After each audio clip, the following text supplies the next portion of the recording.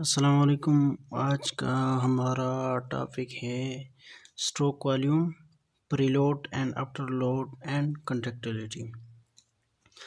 हम एक एक पढ़ेंगे। हम स्टार्ट करेंगे ताकि समझ में आ जाए। प्रीलोड से हम स्टार्ट करेंगे, स्ट्रोक वॉल्यूम बाद में करेंगे। Preload. What is preload? The amount of blood in which present in the left ventricle just before contraction. ये इसको हम दूसरे ये है the load of the blood in the left ventricle. जो रिलैक्स कंडीशन में जो ब्लड इधर वेंट्रिकल में होगा उस ब्लड को हम क्या कह सकते हैं? प्रीलोड। जो वॉल्यूम है उसको हम क्या कहते हैं? And diastolic volume. जो ब्लड का वॉल्यूम है उसको क्या क्या कहते हैं? And diastolic volume. इस एंड डायस्टोलिक वॉल्यूम का वैल्यू क्या है? इधर कितना ब्लड होगा? इधर होगा 120 ml ब्लड होगा। एंड डायस्टोलिक वॉल्यूम कितना होगा? प्रीलोड कितना होगा? 120 ml। ठीक हो गया। इसके बाद है आफ्टर लोड। मिसाल के तौर पर afterload is the force of blood load against which the heart contract to eject the blood. अब आफ्टर लोड क्या है? मिसाल के तौर पर यहाँ पर आया 120 ml प्रीलोड हो गया। ठीक है, पूरा 120 ml हो गया। और ये कंट्रैक्ट हुआ, ये लेफ्ट वेंट्रिकल कंट्रैक्ट हुआ। ये बाहर इससे कितना ml चला गया? 80 ml बाहर चला गया। और मिसाल के तौर पर और 50 ml अंदर रह गया। जो बाहर चला गया जितना ब्लड ऑफ वॉल्यूम चला गया, इसको हम कहते हैं स्ट्रोक वॉल्यूम। जो अंदर रह गया उसको हम कहते हैं आफ्टर लोड। आफ्टर लोड का वैल्यू क्या है? ये 60 to 70 ml होगा। Afterload the load against which the heart contract to eject the blood. इसको हम कहते हैं जो रह गया 50 ml से 60 ml, इसको हम कहते हैं एंड डायस्टोलिक वॉल्यूम। जो वॉल्यूम का ब्लड कंट्रैक्शन में जो ब्लड रह गया ये पूरा नहीं जाएगा। ये कंट्रैक्शन में जितना ब्लड रह गया उसको हम क्या कहते हैं? And diastolic volume.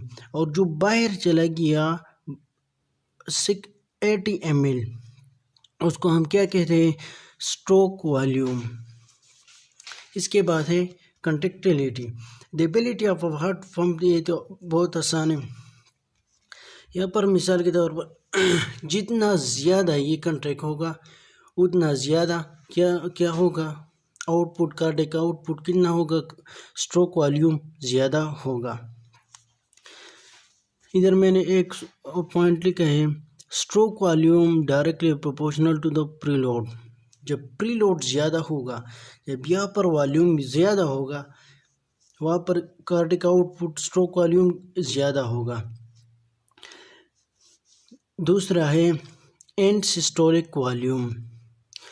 दूसरा है stroke volume directly proportional to the conductivity. जब स्ट्रोक वॉल्यूम ज़्यादा होगा, कंडक्टिविटी ज़्यादा होगा तो स्ट्रोक वॉल्यूम क्या होगा? ज़्यादा होगा।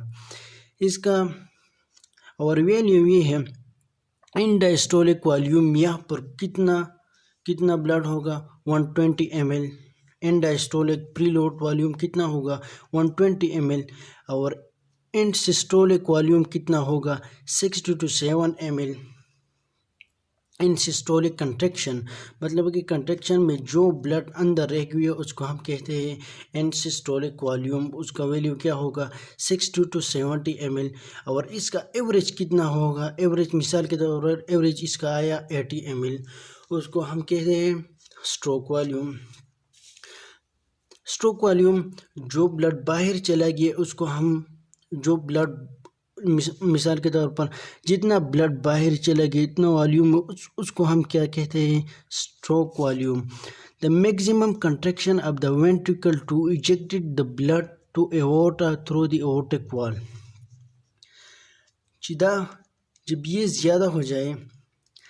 ज़्यादा कंट्रैक्ट हो जाए तो वहाँ पर ज़्यादा मैक्सिमम कंट्रैक्शन के साथ स्ट्रोक वॉल्यूम ज़्यादा होगा। Maximum contraction of the ventricle, जब ये मैक्सिमम कंट्रैक्ट हो जाए तो वहाँ पर क्या होगा, ब्लड इजेक्ट करेगा और उस इजेक्टेड ब्लड वॉल्यूम को हम क्या कह सकते हैं, स्ट्रोक वॉल्यूम। ये कितना होगा, एवरेज इसका है 80 ml, इधर लिखा हुआ है।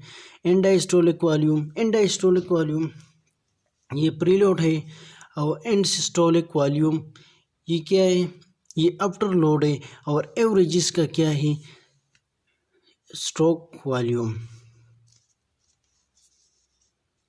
देख ले, ये साफ साफ पिक्चर है।